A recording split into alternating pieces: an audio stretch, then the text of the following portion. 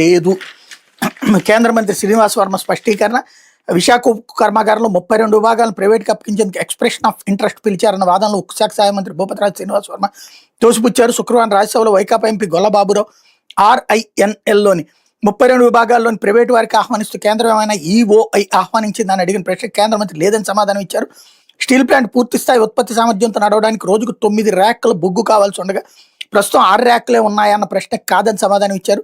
దేశీయ బాయిలర్ బొగ్గు రోజుకు 1 రేకు, మీడియం కోకింగ్ కోల్ 4 రోజులకు 1 ర్యాక్ అయితే చాలని స్పష్టం చేశారన్నటువంటిది హైలైట్ చేశారు. లేకపోతే భాగస్వామి కోటాలో జీవితాంతం ఒకే చోట విధుల ఉద్యోగ సంఘాల నాయకుల హోదాను అడ్డుపెట్టుకున్నారు. కొందరు ప్రభుత్వ ఉద్యోగుల తీరుపై హైకోర్టు తీవ్ర ఆక్షేపణ.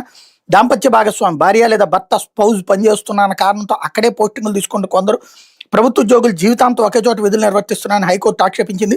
ఉద్యోగ సంఘాల నాయకులు సైతం వాళ్ళ హోదాలను అడ్డుపెట్టుకుని ఏళ్ల తరబడి ఒకే చోట పనిచేస్తున్నారని తప్పుపట్టింది. ఇట్లాంటి చర్యలు ఆయా స్థానాలకు రావాలనుకుంటున్న ఇతర ఉద్యోగుల ప్రయోజనాలు దెబ్బతీయడమేనని వ్యాఖ్యానించింది. స్పౌజ్ కారణం ఉద్యోగ సంఘాల నాయకుల హోదాను అడ్డుపెట్టుకుని ఏళ్ల తరబడి ఒకే చోట పనిచేస్తున్న వ్యవహారంపై లోతైన విచారణ జరుపుతామని స్పష్టం చేసింది. తాలూకా, రెవెన్యూ డివిజన్, జిల్లా, రాష్ట్ర స్థాయిలో ఉద్యోగ సంఘాల నాయకులు అని చెప్పుకుంటూ పలువురు ఒకే చోట పనిచేస్తున్నారని తెలిపింది అన్నటువంటి వార్తని హైలైట్ చేశారు. ఇకపోతే సాక్షి